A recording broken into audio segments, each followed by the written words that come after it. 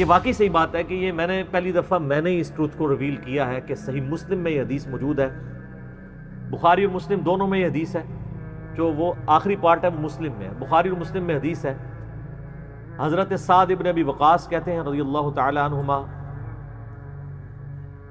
وعلیہ السلام، اور سیدنا ابو ہریرہ رضی اللہ تعالی عنہ علیہ السلام، کہ غزوہ خیبر کے موقع پر نبی صلی اللہ علیہ وآلہ وسلم نے فرمایا میں کل اس شخص کے ہاتھ میں جھنڈا دوں گا جو اللہ اور اس کے رسول سے محبت کرتا ہے، اور یہ تو چھوٹی بات ہے، اور اللہ اور اس کا رسول اس سے محبت کرتے ہیں، یہ بہت بڑی بات ہے۔ تو سعد ابن ابی وقاص کہتے ہیں کہ ہم پوری رات بے چینی میں سوئے نہیں کہ وہ خوش نصیب کون ہوگا۔ جب صبح ہوئی تو نبی علیہ السلام نے فرمایا کہ علی ابن ابی طالب کو میرے پاس بلاؤ۔ بلایا گیا، ان کی آنکھوں میں شوب چشم تھا، نبی علیہ السلام نے اپنے مبارک لعاب دہن ان کی آنکھوں میں لگایا، مبارک ہاتھوں سے زرہ باندھی اور آپ نے روانہ کیا، اور فرمایا کہ اے علی پہلے ان کو دعوت دینا۔ میدان جنگ میں بھی کہا کہ پہلے ان کو دعوت دینا، اگر تیری وجہ سے ایک بندے کو بھی ہدایت مل گئی نا تو تیرے لیے سرخ اونٹوں سے بہتر ہے۔ اور صحابہ کرام کہتے ہیں سیدنا علی کو یہ فضیلت حاصل ہوئی، اللہ تعالیٰ نے ان کے ہاتھوں پہ فتح دے دی۔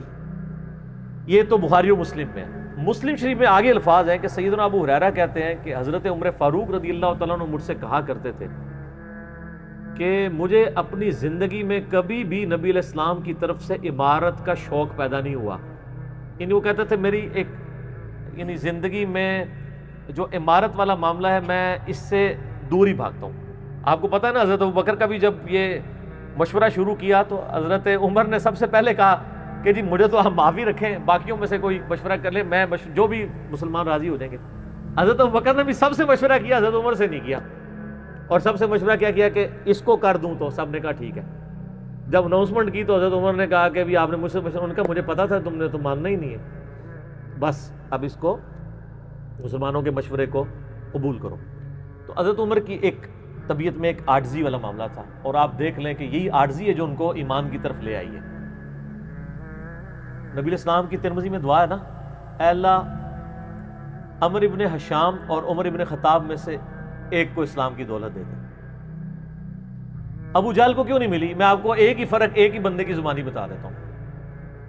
حضرت عبداللہ ابن مسعود کہتے ہیں، صحیح بخاری میں آتا ہے کہ جب اس مرنے کے قریب تھا، جو دو بچوں نے اس کو قتل کر کے نیچے گرایا، بھی اس کی رمق باقی تھی، تو میں اس کی جب گردن کاٹنے کے لیے اس کے سینے پہ چڑھا تو مجھے کہنے لگا کہ تم ایک یعنی کم ذات کے آدمی نے ایک بہت بڑی سواری کے اوپر سوار ہوا ہے اور میری گردن کو نیچے سے کاٹنا تاکہ سردار کی گردن نظر آئے۔ یہ اکڑ آخری وقت میں بھی نہیں جا رہی ہے، ٹھیک ہے جی۔ اور دوسری طرف آپ حضرت عمر فاروق رضی اللہ تعالیٰ عنہ کو دیکھیں کہ بلال حبشی کو کہہ رہے ہیں، صحیح بخاری میں حدیث ہے کہ ابوبکر ہمارے سید ہیں جنہوں نے ہمارے سید بلال کو آزاد کروایا۔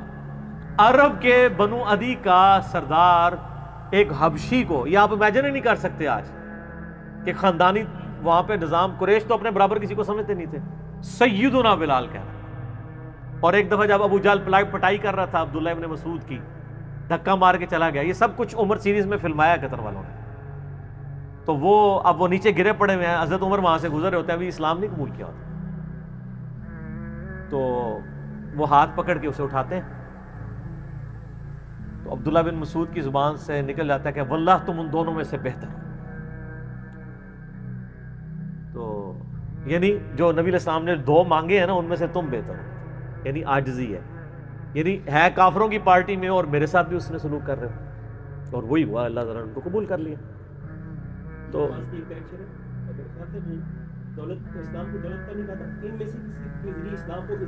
ہاں یہ بھی، یہ دو علیحدہ حدیثیں ہیں، دو علیحدہ، ترمذی میں دونوں روایتیں۔ اچھا اب آپ دیکھیں کہ سیدنا عمر فاروق رضی اللہ تعالیٰ عنہ کہتے ہیں، حضرت ابو ہریرہ کہتے ہیں مسلم شریف کی اس حدیث میں کہ حضرت عمر مجھے کہا کرتے تھے مجھے پوری زندگی کبھی عمارت کا شوق نہیں ہوا سوائے اس دن کے کہ جس دن علی کو جھنڈا ملا، مجھے بھی خواہش تھی کہ کاش نبی علیہ السلام مجھے وہ جھنڈا دیتے۔ یہ حضرت علی کے لیے بہت بڑی فضیلت ہے اس حوالے سے کہ سیدنا عمر ان پر رشک کرتے تھے۔ باقی ایک سنن کبریٰ البیہقی میں من گھڑت روایت ہے کہ حضرت عمر کہا کرتے تھے، وہ جو ایک بڑی مشہور بیان کر رہے ہوتے ہیں کہ جی وہ ستاروں کے برابر کس کی نیکی ہیں، حضرت عائشہ نے پوچھا ان کا بھی تیرے باپ کی ہیں، تو حضرت عمر کی ہیں، تو پوچھا کہ میرے باپ کی، ان کا جی ان کی تو ایک نیکی جو ہے وہ غار ثور کی سب پہ بھاری ہے۔ اس حدیث کو شیخ البانی نے، شیخ زبیلی زئی صاحب نے، دونوں نے لکھا ہے یہ موضوع حدیث ہے، وضع کی گئی حدیث ہے، لیکن یہ ہمارے مسلمانوں کے بچے کو یاد ہے، جعلی حدیث ہے، ضعیف نہیں سر، گھڑی ہوئی حدیث ہے۔ اور جو مسلم شریف کی حدیث تھی وہ ہم نے آگے ایکسپلور کیا کہ حضرت عمر کہتے تھے مجھے علی پر رشک ہے کہ مجھے وہ جھنڈا نہیں ملا اور علی کو ملا۔ دوسری طرف سیدنا علی بھی سیدنا عمر سے بڑی محبت کرتے تھے۔ بخاری اور مسلم دونوں میں حدیث ہے، مشکات میں بھی آپ کو مل جائے گی 3 جلد میں، حضرت ابو بکر عمر کے فضائل کے چیپٹر میں۔ عبداللہ ابن عباس کہتے ہیں کہ سیدنا عمر کی میت رکھی ہوئی تھی اور لوگ ان کی میت پہ رو رہے تھے اور اپنے اپنے انداز میں ان کے اوپر سلام پیش کر رہے تھے کہ آپ کی وجہ سے اللہ نے اسلام کو اتنا عروج دیا، رومن اور پرشین امپائر گر گئی، یرموک اور قادسیہ میں اللہ نے مسلمانوں کو فتوحات دی۔ اور کہتے ہیں اتنے میں ایک شخص میرے پیچھے آگے کھڑا ہوا، کیونکہ میں بھی میت کے سامنے بیٹھا ہوا تھا،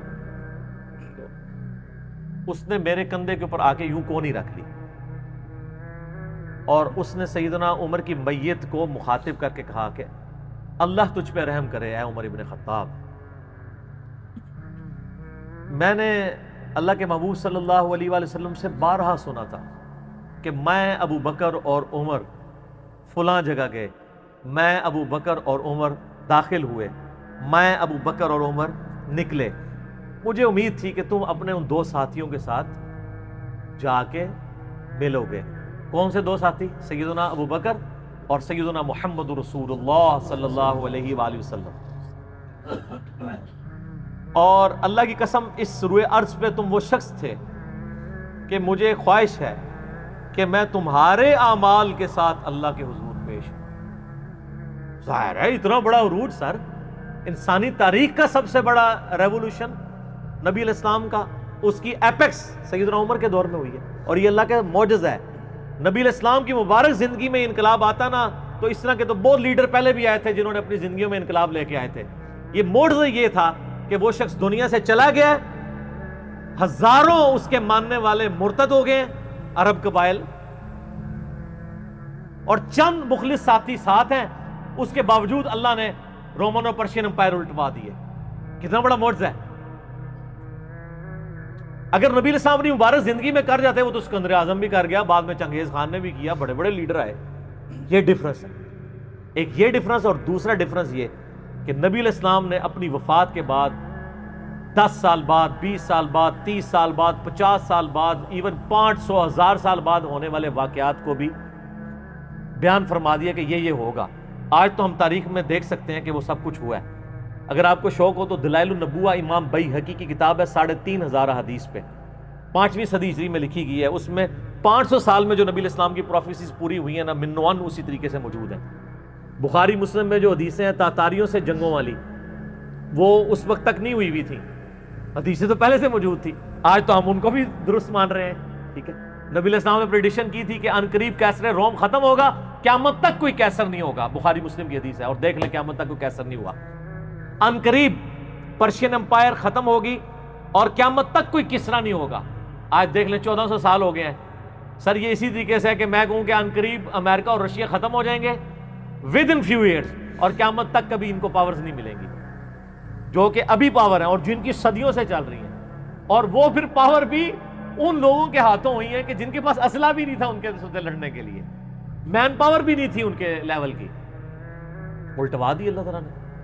تو سیدنا علی نے کہا کہ یعنی ابن عباس کہتے ہیں کہ حضرت عمر فاروق رضی اللہ تعالیٰ عنہ کی میت پہ یعنی یہ کلام وہ جو شخص میرے یعنی کندھے پہ کونی رکھ کے کر رہا تھا نا، تو میں نے جب اس کو مڑ کے دیکھا تو وہ علی بن ابی طالب تھے جو سیدنا عمر کے بارے میں یہ کلمات کہہ رہے تھے۔ تو یعنی ان لوگوں کی للہیت تھی کہ وہ تعریف کیا کرتے تھے، کوئی آر محسوس نہیں کیا کرتے تھے۔ اور آپ دیکھیں سیدنا عمر کی بھی کتنی محبت تھی سیدنا علی سے کہ جب کبھی بھی فارن ٹور پہ جاتے تھے اپنی جگہ حضرت علی کو خلیفہ بنا کے جاتے تھے، کیونکہ نبی علیہ السلام جب تبوک پہ گئے تھے تو سیدنا علی کو چھوڑ کے گئے تھے۔ بخاری مسلم میں آتا ہے حضرت علی رو پڑے، پہلا اور آخری موقع تھا کہ جنگ میں نہیں گئے، تو فرمایا تم اس پہ راضی نہیں ہو، تمہاری میرے ساتھ وہی نسبت ہے جو ہارون کی موسیٰ کے ساتھ، مگر میرے بعد کوئی نبی نہیں۔ تو حضرت عمر اس سنت پہ عمل کرتے تھے. جب بھی وہ جاتے تھے، جب بیت المقدس فتح ہوا، چابیوں کے لیے انہوں نے بلایا، سیدنا علی کو اپنی جگہ چھوڑ کے گئے، اس سنت پہ عمل کیا کرتے تھے. اور یہ بات شیعہ کے ہاں بھی ملتی ہے. میری ایک شیعہ عالم کے ساتھ ایک دفعہ بحث ہوئی، 2011-12 کی بات ہے. تو مجھے کہنے لگے کہ حضرت عمر جو ہے نا حضرت علی کو خلیفہ بنانے میں مخلص نہیں تھے، اسی لیے انہوں نے 6 رکنی کمیٹی بنائی. ان کو چاہیے تھا ڈائریکٹ حضرت علی کو نامزد کرتے. تو میں نے کہا اس کے پیچھے ریزن کیا ہے، وہ تو حضرت عمر نے خود بتائی ہے، بخاری مسلم دونوں میں حدیث ہے. ابن عمر کہتے ہیں جب حضرت عمر کو زخم لگا اور اب ہمیں یقین ہو گیا کہ وہ جانور نہیں ہوں گے، کھاتے تھے تو انتڑیاں کٹ چکی تھی، یہیں سے وہ سب کچھ نکل جاتا تھا. تو ہم نے عرض کیا کہ اپنا خلیفہ کسی کو نامزد کر دیں. تو انہوں نے کہا اگر میں اپنا خلیفہ کسی کو نامزد کرتا ہوں تو میں اس کی سنت پہ عمل کرتا ہوں جو مجھ سے بہتر ہے، ابو بکر. اور اگر میں نہیں کرتا تو میں اس کی سنت پہ عمل کروں گا جو ان سے بھی بہتر ہے، یعنی رسول اللہ صلی اللہ علیہ وسلم. ابن عمر کہتے ہیں جب میں نے حضرت عمر کی یہ بات سنی نا تو مجھے سمجھ آ گئی کہ اب حضرت عمر کسی کو نہیں بنائیں گے، کیونکہ وہ ہمیشہ ہر معاملے میں نبی الاسلام کی سنت کو پرائورٹی دیتے تھے. اور وہی ہوا کہ انہوں نے کہا کہ میں 6 رکنی کمیٹی بنا رہا ہوں. بخاری کے اور مسلم کے الفاظ ہیں کہ میں اپنے بعد اس امر خلافت میں ان 6 بندوں سے زیادہ کسی کو اہل نہیں سمجھتا جن سے رسول اللہ صلی اللہ علیہ وآلہ وسلم اپنی وفات تک راضی رہے. اور فرمایا علی، عثمان، طلحہ، زبیر، عبد الرحمن بن عوف، سعد ابن ابی وقاص. اچھا یہ کون ہے؟ عشرہ مبشرہ ہیں. عشرہ مبشرہ میں سے یہ 6 بندے باقی تھے اور ایک 7واں بھی تھا، اس کا نام اس نے لیا کہ ان کا بہنوئی تھا، سعید ابن زید. وہ تو معاویہ کے دور میں جا کے فوت ہوئے ہیں نا، سعید ابن زید تو بہت بعد میں فوت ہوئے ہیں. اور اسی بخاری میں الفاظ ہیں کہ عبداللہ بن عمر کو مشورے میں ضرور شامل کرنا لیکن اس کو کوئی خلیفہ نہ چنے. اور کہا کہ سعد ابن ابی وقاص پہ اگر تم متفق ہو جاؤ تو اسے خلیفہ چن لینا، اور میری اس بات کو دلیل نہ بنانا کہ میں نے اسے معزول کیا تھا پرشین امپائر کی گورنری سے. کہیں ایسا نہ ہو کہ تم اس پہ متفق اور کہو کہ اس کو تو عمر نے اتارا ہوا تھا، این اتر رہن دو، اس دے 62 لگ گئی ہے. یہ 62 ہے ہی جعلی چیز ہے. اسلام میں کوئی 62 نہیں ہے. اسلام میں یہ نہیں ہے کہ آپ کو مطلب موت کے غرغرے تک توبہ قبول ہے، آپ ایک بندے کے ساتھ معاملہ ہو جاتا ہے اور وہ توبہ طائب ہو جاتا ہے تو بس ٹھیک ہے، وہ تا حیات نائل کوئی نہیں ہوتا. اسلام میں کوئی تا حیات نہیں ہے. اللہ تعالیٰ کے ساتھ گستاخی کرنے والے کے لیے بھی جامعہ ترمذی میں حدیث ہے کہ موت کے غرغرے تک جو ہے وہ توبہ کا دروازہ کھلا ہوا ہے، موت کے غرغرے سے پہلے. تو 62 نہ لگا دینا اس پہ. وہ ایک معاملہ تھا، وہ حضرت عمر کسی کو 4 سال زیادہ گورنر رہنے نہیں دیتے تھے تو انہوں نے ان کو ہٹا دیا. تو یعنی ان لوگوں کی یہ للہیت ہوا کرتی تھی. تو میں نے اس کو کہا کہ دیکھو کہ یہ وجہ تھی کہ انہوں نے نبی الاسلام کی سنت پہ عمل کیا کہ میں ان 6 بندوں سے نبی الاسلام راضی تھے، میں اس کمیٹی بناؤں گا، میں اور اس میں الفاظ ہیں بخاری مسلم میں کہ میں زندگی بھر تمہارا بوجھ اٹھاتا رہا، اپنے مرنے کے بعد تمہارا بوجھ نہیں اٹھاؤں گا، تم خود اپنا خلیفہ چن لینا ان 6 میں سے، یعنی میں کسی کو نامینیٹ نہیں کروں گا. دوسرا میں نے اس شیعہ عالم سے یہ بات کی کہ حضرت عمر اتنے بڑے رسک کے اوپر تھے کہ جس نے پوری دنیا کو الٹ دیا ہے اور وہ چند بندے لے کے رومن اور پرشین امپائر کا وزٹ کر رہا ہے، کوئی بھی قافلہ ان پہ حملہ کر کے ان کو شہید کر سکتا تھا. اور اگر خدا نہ خواستہ اس دوران وہ شہید ہو جاتے تو حضرت علی آٹومیٹکلی خلیفہ ہوتے کیونکہ ان کو چھوڑ کے گئے ہوئے تھے. یہ ان کا اخلاص تھا. پھر سیدنا عمر نے حضرت علی کو چیف جسٹس لگایا ہوا تھا حجاز کا. چیف جسٹس آج کل نہیں سنبھالا جا رہا، اور اس زمانے میں جب اسلام کا دورہ ہو، عدل کا نظام ہو، اور تینوں جو زہد کے امام تھے نا حضرت عمر نے ان کو چیف جسٹس لگایا تھا. رومن امپائر گری، اصحاب صفہ میں سے ابو درداء کو لگایا، سب سے غریب ترین صحابی، یہ ان کا کرائٹیریا تھا. ابو سفیان، بڑے بڑے لوگ جو اینڈ پہ مسلمان ہوئے، یہ لائنیں بنا کے کھڑے رہتے تھے. حضرت عمر ان کو نہیں ملتے تھے جب تک باقیوں سے فارغ نہ ہو جائیں. وہ کہتے تھے ہم سردار، ان کا نہیں، تم اسلام میں بعد میں آئے ہو. اور وہ مہاجرین کے وظیفے اور اصحاب بدر کے وظیفے انہوں نے باقیوں سے ڈبل لگائے ہوئے تھے کہ انہوں نے برے وقت میں اسلام کا ساتھ. اور پرشین امپائر گری، عبداللہ ابن مسعود، زہد ترین صحابی، زہد کے امام، ان کو وہاں پہ چیف جسٹس لگایا. اور حجاز کے اندر سیدنا علی کو لگایا. اور اس سے بھی بڑھ کے سیدنا علی ابن ابی طالب کی ایک بیٹی ہے ام کلثوم، سیدہ فاطمہ سے ان کا رشتہ مانگا سیدنا عمر کہ میرا اہل بیت رسول کے ساتھ رشتہ بن. صحیح بخاری میں بھی اس کا ذکر اشارتاً موجود ہے ام کلثوم کا. شیعہ اور سنی دونوں کے ہاں ان کی کتابیں تو مانتی ہیں، بابیں نہ مانے تو علیحدہ بات ہے. کتابوں میں موجود ہے کہ سیدنا عمر فاروق کی بیوی تھی ام کلثوم، اور سلام اللہ علیہا، اس کی وجہ سے یعنی انہوں نے ایک فخر محسوس کیا کہ میرا اہل بیت کے ساتھ ایک رشتہ داری والا معاملہ ہو جائے. تو سیدنا عمر اس طرح کے معاملات کے اندر اہل بیت کے ساتھ بہت حسن سلوک والا معاملہ کیا کرتے تھے. اگرچہ ان کی طبیعت میں سختی ضرور تھی، لیکن جو دین کے معاملے میں تھی وہ ساری سختی اپنی ذات کے معاملے میں نہیں ہوا کرتی تھی. صحیح مسلم میں ایک حدیث ہے، اسی پہ میں کنکلوڈ کرتا ہوں کہ سیدنا عمر نے ایک خواب دیکھا کہ مجھے ایک مرغے نے خواب میں ٹھونگے ماری ہیں. تو انہوں نے پھر اگلے دن خطبہ دیا. انہوں نے کہا کہ میں نے خواب میں دیکھا ہے کہ اس طرح مجھے ایک مرغ نے چونچے ماری ہیں خواب کے اندر. میں نے اس کی تعبیر یہ کی ہے کہ عنقریب مجھے قتل کر دیا جائے، اور اگر بائی چانس اچانک میں مار دیا جاؤں، یہ تو کسی کو نہیں پتا تھا کہ وہ ایک تقریباً 3-4 دن تک زخمی حالت میں ہوش میں رہیں گے. اچانک بھی تو مار سکتے تھے اگر گردن اتر جاتی. اگر میں اچانک مار دیا جاؤں تو تم اس امر خلافت کو ان 6 بندوں سے باہر نہ جانے دینا.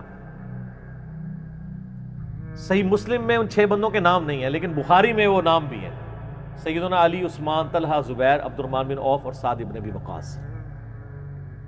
اور انہوں نے کنسنسس کے ساتھ پھر بعد میں سیدنا علی اور عثمان ہی بچ گئے تھے، ان میں ٹائی پڑ گئی تھی تو الٹیمیٹلی پھر حضرت عثمان کو چن لیا گیا. تو اگر میں اچانک مار دیا جاؤں تو ان 6 بندوں سے باہر کسی کو خلیفہ نہ چننا، اور مجھے پتا ہے کہ جب تم ان 6 بندوں میں سے کسی کو خلیفہ چنو گے تو کچھ لوگ تمہاری مخالفت کریں گے، اور یہ وہی لوگ ہیں جن کو میں نے اسلام کی خاطر اپنے ہاتھوں سے مارا ہوا ہے. یعنی وہ لوگ جو بالکل اینڈ پہ مسلمان ہوئے ہیں، جن سے ہم نے غزوہ بدر، خندق، احد لڑی ہوئی ہے. اب یہ اینڈ پہ مسلمان ہوئے ہیں، چونکہ وہاں پہ بھی انہوں نے حکمرانی دیکھی ہوئی ہے، تو یہاں پہ بھی ان کی خواہش یہ ہوگی کہ ان میں سے کسی کو خلیفہ چنا جائے. تو جب تم دیکھو کہ ایسے لوگ اس خلافت کے دشمن ہیں، ان 6 میں سے کسی بندے کی خلافت کے مخالفت کر رہے ہیں، تو تم سمجھ لینا کہ یہ لوگ اللہ کے دشمن، اور دوسرے الفاظ تو بڑے سخت ہیں، کافر ہیں. اب اس کی انجینئرنگ میں نہیں کرتا، وہ پھر کسی اور طرف بات چلی جائے گی. آپ میرا ریسرچ پیپر واقعہ کربلا کا حقیقی پس منظر 72 صحیح الاسناد احادیث کی روشنی میں، جس میں میں نے 200 روایتیں اکثر بخاری مسلم سے پیش کی ہیں، اس کے سٹارٹ میں نے حدیث لکھ کے پھر لکھا ہے کہ اب آئندہ صفحات میں آپ کو پتہ چلے گا کہ سیدنا عمر اسلام کا دشمن کن لوگوں کو سمجھتے تھے. اور یہی الفاظ صحیح بخاری میں عبداللہ بن عمر نے بھی استعمال کیے تھے. کس کے بارے میں کیے تھے وہ ہمارا ریسرچ پیپر پڑھیں. ٹھیک ہے جی. علی بھائی، اگلا سوال ہے، کسی ولی اللہ کی ولایت کو چیک کرنے کا طریقہ کیا ہے؟ اس حوالے سے کوئی فارمولہ ہے تو وہ بھی بتا دیں. عموماً کہا جاتا ہے کہ اولیاء اللہ کو نہ تو کوئی خوف ہوتا ہے اور نہ ہی غم. اگر ایسا ہی ہے تو دھماکے کی آواز سے بڑے بڑے علماء اور صلحاء بھی ڈر کر کیوں چونک جاتے ہیں؟ یہ تو انہی سے پوچھے نا کہ ایک سپیکر کی آواز پھٹتی ہے تو اولیاء اللہ بھی ایسے ہو جاتے ہیں. لا خوف علیہم ولا هم یحزنون. فارمولہ بڑا آسان فارمولہ ہے. اگر آپ بریلوی ہیں تو بریلویوں کے بزرگ اولیاء اللہ ہیں، اور دیوبندیوں کے بزرگ جو ہیں وہ گستاخ رسول ہیں. اور اگر آپ دیوبندی ہیں تو دیوبندیوں کے بزرگ اولیاء اللہ ہیں، اور بریلویوں کے بزرگ جو ہیں وہ مشرک ہیں. اگر آپ اہل حدیث ہیں تو بریلوی دیوبندیوں اور شیعہ کے ساروں کے بزرگ جو ہیں وہ گمراہ ہیں، اور آپ کے بزرگ اولیاء اللہ ہیں. اور اگر آپ شیعہ ہیں تو باقی سارے فرق جو ہیں وہ فٹے منہ ہیں، بس وہی منہ ہیں. یہ تو فارمولہ ہے. فارمولہ تو پھر اسی طریقے سے ہے. آج کل یہ اولیاء اللہ اور بزرگوں کی عصمتوں اور عزتوں کے جو رونے رو رہے ہیں نا، یہ آپ کو دھوکہ دے رہے ہیں. ہمارے بارے میں بھی کہہ رہے ہوتے ہیں بزرگوں کے بارے میں بولتا ہے نا، میں بزرگوں کے بارے میں تو بولتے ہی نہیں ہوں، اور نہ ان کو درد ہے بولنے کا. یہ اصل میں کہہ رہے ہوتے ہیں ہمارے بزرگوں کے خلاف بولتا ہے. دوسروں بزرگوں کے نام تو یہ کس طرح بگاڑ کے لیتے ہیں. ابھی یہ پچھلے دنوں میرا کلپ جو عمران خان صاحب کے بارے میں چڑھا، یہ جو ان کی سٹیٹمنٹ آئی تھی، جس میں میں نے احمد بریلوی صاحب کے ترجمہ پڑھ کے بتایا کہ انہوں نے کیا الفاظ استعمال کیے ہیں قرآن کے ترجمے میں. تو اب نیچے وہ دیوبندی حدیثوں نے کمنٹس کیے ہیں، یہ اعلیٰ حضرت نہیں ہے، کالا حضرت ہے. تو آپ کے کہنے سے کون سا مان لینا ہے؟ کروڑوں لوگ تو ان کو اعلیٰ حضرت ہی مان رہے ہیں. ٹھیک ہو گیا. اشرف تھانوی صاحب کو اگر کروڑوں لوگ حکیم الامت مانتے ہیں تو ان سے زیادہ کروڑوں لوگ ان کو کہتے ہیں مریض الامت ہے. تو آپ کے ماننے نہ ماننے سے کیا فرق پڑے گا؟ تو یہ اولیاء اللہ اور بزرگوں کا رونا جو ہے نا، یہ رونا چھوڑ دیں، بلکہ آپ قرآن و سنت کی طرف آئیں. قرآن و سنت میں میرے بھائی کوئی فارمولہ نہیں ہے کہ دنیا میں آپ کسی کی ولایت کو نبی صلی اللہ علیہ وآلہ وسلم کے جانے کے بعد جج کر سکیں. آپ مجھے بتائیں، نبی علیہ السلام کی مبارک زندگی میں بھی سورہ التوبہ میں آتا ہے کہ اے نبی، آیت نمبر 100, 101 and 102، اے نبی علیہ السلام آپ کے اصحاب کے بارے میں یعنی ذکر ہوتا ہے کہ 3 گروہ ہیں. فرمایا سابقون الاولون من المہاجرین والانصار، سبقت لے گئے مہاجرین انصار جو سب سے آگے چلے گئے. اچھا، اور کہا وہ تو ایمان میں اعلیٰ ترین درجے کے ہیں. دوسرا فرمایا کہ مدینے اور ارد گرد کے لوگوں میں پکے منافق ہیں، اور ایسے منافق ہیں جن کو اے نبی تم بھی نہیں جانتے. آج کے دور کے وہ اولیاء اللہ ہیں کیونکہ قانوناً وہ صحابی ہیں، اور یہ کہتے ہیں کہ ایک عام صحابی کے پاؤں کی خاک جو ہے نا وہ غوث کتب سے افضل ہے. تو ظاہر ہے جب نبی علیہ السلام بھی نہیں جانتے کہ وہ کون ہے تو ظاہر ہے غوث کتب سے افضل ہیں وہ تو اللہ کو پتہ ہے. اور تیسرا فرمایا ملے جلے اعمال کرنے والے ہیں، اللہ تعالیٰ ان کو دیکھے گا. یعنی مسلمان تو ہیں لیکن ان سے برائیاں بھی ہو رہی ہیں، اچھائیاں بھی ہو رہی ہیں، یعنی کمزور درجے کے مسلمان ہیں. ہمارے ساتھ کمپیئر کرتے ہوئے نہیں، سیدنا ابوبکر، عمر، عثمان و علی رضی اللہ عنہ مجمعین کے ساتھ کمپیئر کرتے ہوئے ان کے ساتھ. تو یہ 3 کیٹیگریز وہاں پہ بیان ہوئی ہیں. آج کے دور میں کوئی شخص کسی کو ولی اس طریقے سے ڈکلیئر نہیں کر سکتا. اس زمانے میں بھی جو اولیاء اللہ تھے نا، ان کو ڈکلیئر کرنا بھی وحی کے ساتھ تھا، اور اگر وحی میں نہیں بتایا گیا تو نہیں پتا. یہ ریکارڈنگ ہو رہی ہے، آپ نے کوئی کوشچن کرنا ہے کاؤنٹر لکھ کے دے دیجیے، کوئی مسئلہ نہیں. بعد میں آج کی دیر میں ڈیٹ کے اندر کوئی شخص کسی کے بارے میں ولی ہونے کا سرٹیفکیٹ نہیں دے سکتا. صرف حسن ظن ضرور ہم رکھ سکتے ہیں، یعنی میرا حسن ظن ہے کہ امام بخاری، امام مسلم اور باقی ائمہ جو ہیں یہ اولیاء اللہ میں سے ہیں، لیکن سرٹیفکیٹ نہیں. ہمارا صرف حسن ظن ہے، ہم ڈکلیئر نہیں کسی کو کر سکتے. نبی علیہ السلام کے مبارک زمانے میں نہیں تھا ایسا. بخاری اور مسلم دونوں میں حدیث ہے، نبی علیہ السلام کا ایک غلام تھا مدعم، جو آپ صلی اللہ علیہ وسلم کو سفر و حضر میں آپ کے اونٹ کا کجاوا کسا کرتا تھا، وضو کروایا کرتا تھا. جب مر گیا تو صحابہ نے کہا یہ تو سیدھا جنتی ہے. آپ فرمایا تم جنت کی بشارت دے رہے ہو، حالانکہ مجھے اللہ نے دکھایا کہ اس نے مال غنیمت کی ایک چادر چوری کی تھی جو آگ کی بنا کے اس کے اوپر ڈال دی گئی ہے. تو صحابہ کرام گھروں کو دوڑے. اگر کسی نے ایک رسی کا ٹکڑا بھی اٹھایا ہوا تھا نا، یہ کہ یہ خیر ہے یہ لے جاؤ، وہ واپس جمع کروا دیا. نبی علیہ السلام کو وضو کروانے والا، آپ کی سواری کا کجاوا کسنے والا، اس کی نسبت کام نہیں آئی ہے، اللہ تعالیٰ نے اس کو آگ کی چادر بنا دی ہے. وہ چادر تو آپ اور میں تو اس کو اولیاء اللہ ہی سمجھتے ہیں نا، ٹھیک ہے نا. تو یہ اتنا آسان معاملے نہیں ہے جتنے لوگ سمجھ رہے ہوتے ہیں. اذان عصر شروع ہو گئی ہے، اذان عصر کے وقفے کے بعد انشاءاللہ بقیہ گفتگو ہم لے کے گفتگو کو وہیں سے سٹارٹ کرتے ہیں جہاں پہ ہم نے اذان عصر کے وقفے میں اس گفتگو کو چھوڑا تھا. اولیاء اللہ کے یعنی کرائٹیریا کیا ہے اس کے حوالے سے میں نے بتایا کہ جب صحابہ کرام علیہم رضوان میں یہ حالت تھی تو بعد کے لوگ کس طرح امیجن کر سکتے ہیں. صحیح بخاری میں حدیث ہے، ام العلا کہتی ہیں کہ عثمان بن مظعون رضی اللہ تعالیٰ عنہ ایک بوڑھے صحابی تھے، بیمار ہو گئے تو میں ان کی خدمت کرتی تھی. جب فوت ہو گئے تو میں نے کہا کہ اے عثمان، اللہ کے ہاں تو تیرے لیے جنت ہے. تو نبی علیہ السلام پاس کھڑے تھے تو آپ نے فرمایا تجھے کس نے کہہ دیا؟ ہائے ہائے ہائے ہائے. آپ فرمایا حالانکہ میں اللہ کا رسول ہوں، مجھے نہیں پتا میرے ساتھ کیا ہونا ہے. یہ بخاری کے الفاظ ہیں.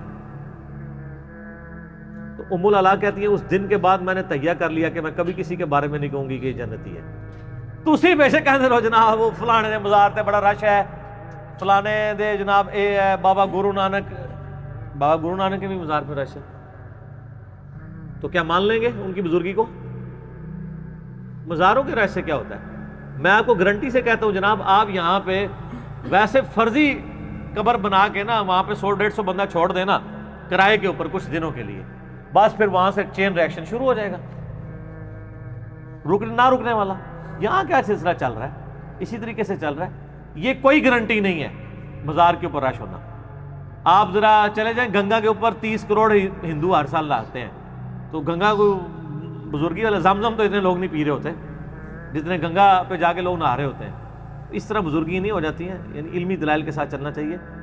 اولیاء اللہ کی نشانیاں، یعنی اولیاء اللہ بننے کے لیے آپ کو کیا کرنے کی ضرورت ہے، وہ تو ضرور آپ کہہ سکتے ہیں کہ ہمیں قرآن و سنت نے ایسی تعلیمات دی ہیں. سورۃ الفرقان میں آخر میں جا کے 12 آیات جو آتی ہیں نا، اس میں نے مسئلہ 120 ریکارڈ کروایا تھا، اللہ کے ولیوں کی 12 نشانیاں. وَعِبَادُ الرَّحْمَنِ الَّذِينَ يَمْشُونَ عَلَى الْأَرْضِ هَوْنًا، وہ والی آیات. اس میں 12 نشانیاں ہیں کہ ایک اللہ کے نیک بندے کو کیسا ہونا چاہیے.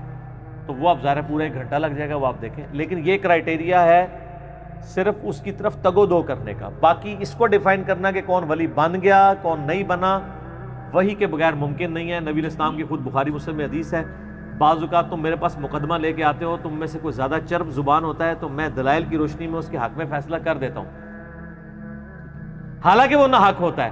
تو دیکھو اگر میں نے بھی فیصلہ کر دیا تو تم اپنے گھر آگ کا ٹکڑا لے کر جا رہے ہوگے، اگرچہ میں نے تمہارے حق میں فیصلہ کیا. تم تو جانتے ہو کہ تم جھوٹے ہو. نبی علیہ السلام بھی ظاہری شواہد کے اوپر فیصلہ کرتے تھے. صحیح بخاری میں حضرت عمر فاروق رضی اللہ تعالیٰ عنہ کا قول کتاب الشہادات چیپٹر میں ہے کہ جب تک اللہ کے نبی ہم میں موجود تھے تو اللہ تعالیٰ ہمیں وحی کے ذریعے غیبی خبریں دے دیتا تھا. جب سے نبی علیہ السلام دنیا سے چلے گئے ہم لوگوں کے ظاہری اعمال کے اوپر فیصلہ کریں گے اور ان کے دل کا معاملہ اللہ کے اوپر چھوڑیں گے. اور یار اگر حضرت عمر کا علم غیب، حضرت عمر فاروق کی ولایت یہ ہے تو تمہارے بابے کس کھاتے کے اندر ہیں؟ اور اس میں تو میں اکثر ان کو ایک پھکی دیتا ہوں کہ جی انہوں نے جو کرائٹیریا بنائے ہوئے ہیں، جی وہ بزرگ ہمارے دلوں کا حال جان لیتے ہیں، یہ کر لیتے ہیں.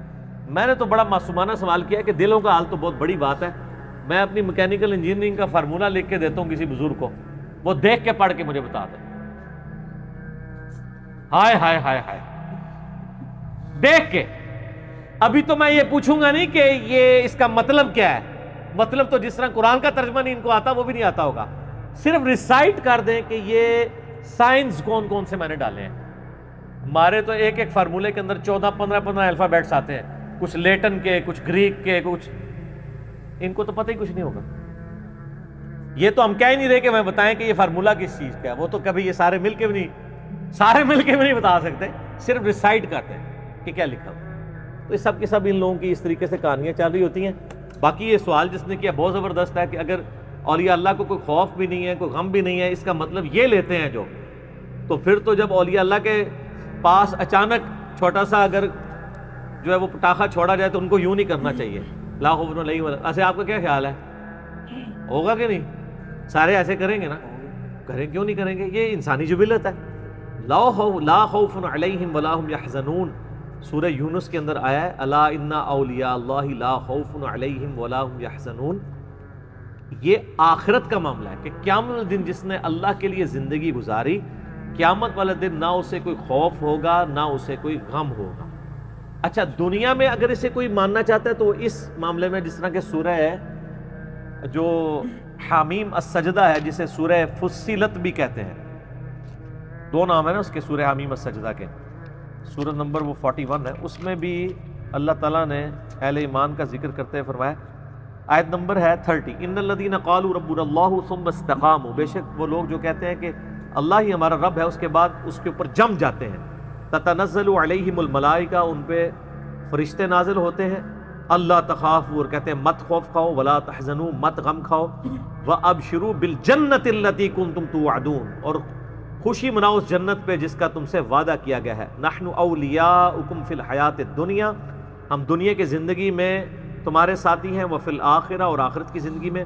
وَلَكُمْ فِيهَا مَا تَشْتَهِي أَنفُسُكُمْ، اور وہاں تمہارے لیے ہر وہ چیز ہے جو تمہارے نفس چاہیں گے. وَلَكُمْ فِيهَا مَا تَدَّعُونَ، اور ہر وہ چیز ہے جس کا تم سے وعدہ کیا گیا ہے. نُزُلًا مِّن غَفُورٍ رَحِيمٍ، یہ مہمان نوازی ہوگی بخشنے والے مہربان کی طرف سے. یعنی موت کے وقت فرشتے ان کے اوپر، وہ تو ابو داؤد میں آپ کو ڈیٹیل احادیث ملیں گی، سنن نسائی میں بھی، کہ جب مومن کی روح نکل رہی ہوتی ہے اس وقت اس کے پاس فرشتے کس شکل میں آتے ہیں اور اس کو بشارت جنت کی وہیں سے ملنی شروع ہو جاتی ہے.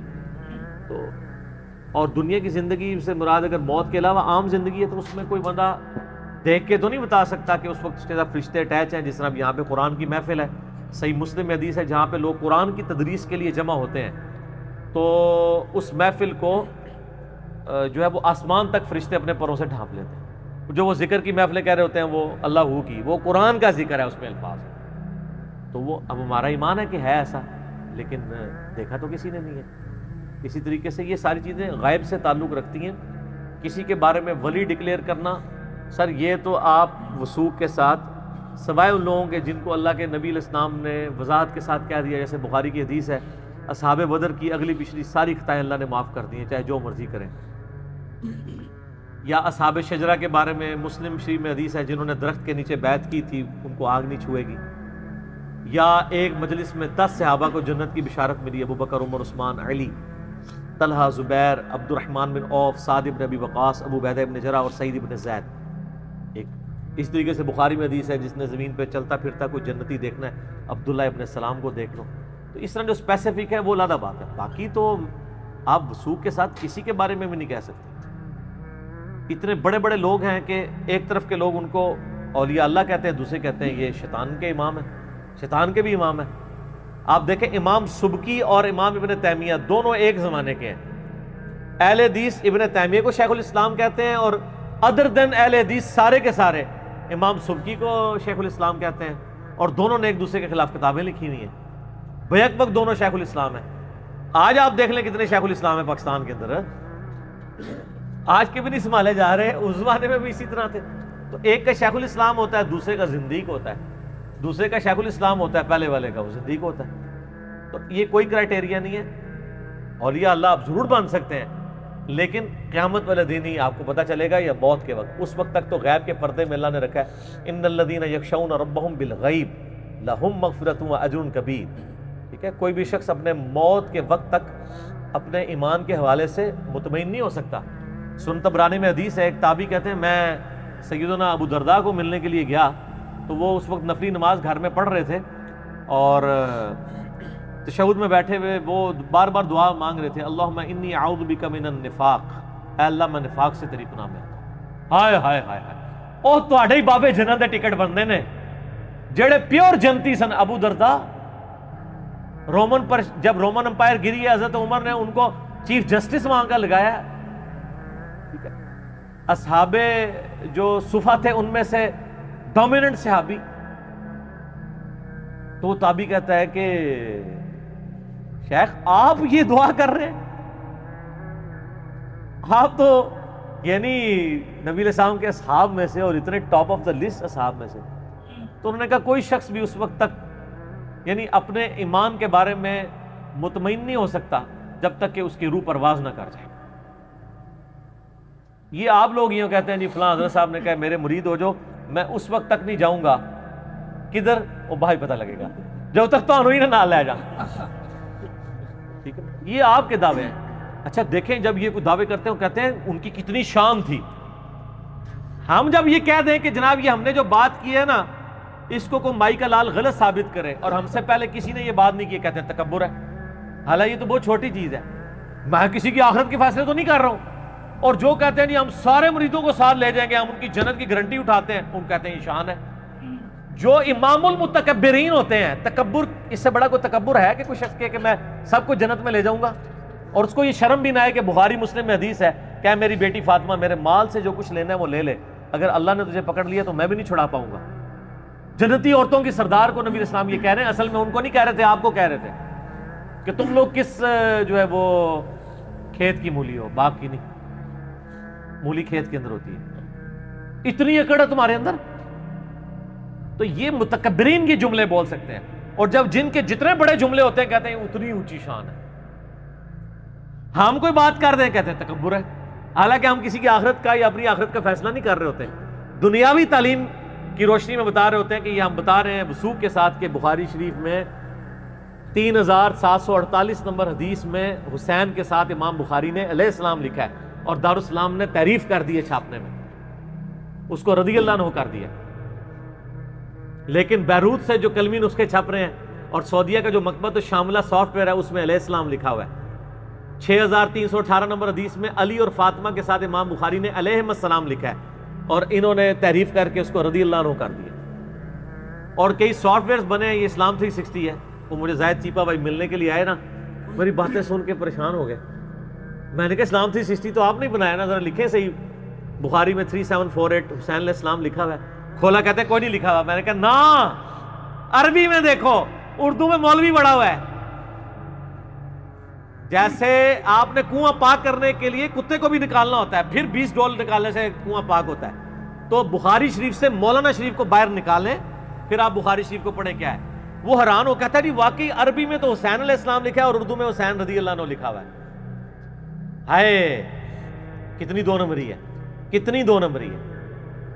اچھا آپ دیکھیں دنیا میں سب سے بڑی ویب سائٹ اس وقت انگلش اور اردو ترجمے والی sunna.com اہل حدیث کی ہے، جس میں نا پوری کتب ستہ کے عربی ورژن رکھے ہوئے ہیں، انگلش بھی، عربی بھی، اردو بھی. آپ سر وہ sunna.com کھولیں، بخاری شریف کھولیں، بخاری میں آپ لکھیں 6318 6318 یا 3748، آپ وہ حدیث نکالیں، آپ اردو اور انگریزی ترجمہ پڑھیں تو لکھا ہوگا حسین رضی اللہ عنہ، اور عربی پڑھیں گے تو لکھا ہوگا حسین علیہ السلام. تو سر میں کیوں نہ کہوں کہ مولوی دو نمبر ہیں؟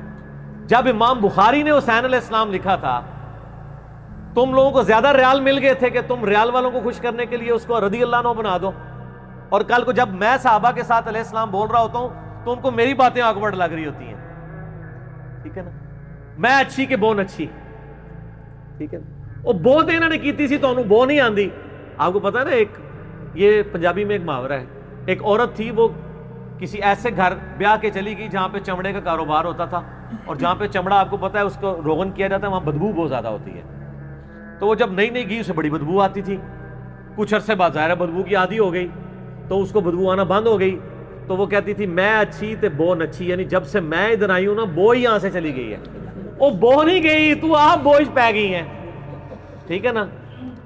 تو اب اس کو لا کوئی کہ بو آ رہی ہے، وہ کہ اس کو بو نہیں نظر آئے گی. اب میں لا کہوں کہ بخاری میں لکھا ہے علیہ السلام، ائمہ اہل بیت کے ساتھ بھی علیہ السلام لکھا ہوا ہے، امام زین العابدین کے ساتھ لکھا ہوا ہے. وہ کہتے ہیں نہیں نہیں یہ کیسے ہو سکتا ہے، امام بخاری ایسے کیسے کر سکتے ہیں، ہمارے ساتھ اتنا بڑا ظلم کر کے چلے گئے امام بخاری. یہ دل میں وہ کہہ رہے ہوتے ہیں، ٹھیک ہے. اور لیکن ایک بندے نے ویسے بہت جرت کی ہے، اس نے تو باقاعدہ ایک مضمون لکھا ہے کہ یہ بخاری شریف میں تحریف ہو چکی ہوئی ہے. یہ جو عربی نسخوں میں علیہ السلام ہے نا یہ امام بخاری نے نہیں لکھا تھا، یہ بعد میں کسی نے ڈال دیا. تو سر پھر بخاری مسلم سے تو 4 تکبیریں پڑھ لو، پھر ظاہر ہے جب تحریف ہوگی تو پھر کام ہی ختم. یہ آپ کے ان مولانا صاحب نے کہا ہے جن کی تفسیر قرآن کی میں نام نہیں لیتا، میں پرسنل بات کر رہا ہوں تو لیکن بتانا بھی ضروری ہے، جن کی سعودی عرب سے قرآن کی تفسیر اردو والی مفت بانٹی جاتی ہے، دارالاسلام کے کرتا دھرتا ہے مولانا، یہ انہوں نے اپنے رسالے میں لکھا ہے بخاری مسلم کو ہی مشکوک کر دیا. لیکن انہی کے مکتبہ فکر میں ایک اور عالم دین ہے، انہوں نے ان کے رد کے اوپر پھر ایک رسالہ لکھا کہ سر یہ تو آپ نہ کریں، آپ اتنی ضد پہ تو نہ آپ آئیں. کہ وہ جس طرح علماء یہود تھے نا، وہ نبی علیہ السلام کی پروفیسیز آتی تھی نا تورات میں تو ہاتھ رکھ لیتے تھے، تو اب آپ ہاتھ تو نہ رکھیں. انہوں نے ہاتھ رکھنے سے بھی بڑی بات کر دی ہے، انہوں نے سامنے دیکھ کے بھی انکار کر دیا. یہودیوں کو پھر بھی شرم تھی، وہ ہاتھ رکھ لیتے تھے. یہ مسلمان یہودی نے نا اس لحاظ سے کہ یہ کردار یہودیوں والا ہے. بخاری مسلم حدیث ہے کہ اس امت میں وہی خرابیاں ہوں گی جو یہود و نصارہ میں ہوئی تھی، ٹھیک ہے نا. تو یہ جو اس امت کے یہود و نصارہ ہیں نا مسلمان نما، یہ ان سے آگے، ان کو پھر بھی یہ آتی، وہ ہاتھ رکھ کے چھپاتے تھے. یہ دیکھ کے بھی کہتے ہیں نہیں مانتے، کر لو جو کچھ کرنا ہے. تو سر کر رہے ہیں اسی تہاڈے نال جو کچھ کر رہے ہیں، تہاڈی عوام تہاڈے گاٹے فٹ کراتی ہے. دیکھ لو نا گلی گلی سے آواز آ رہی ہے کیا کہ نہ میں وہابی نہ میں بابی، میں ہوں مسلم علمی کتابی. ٹھیک ہو گیا.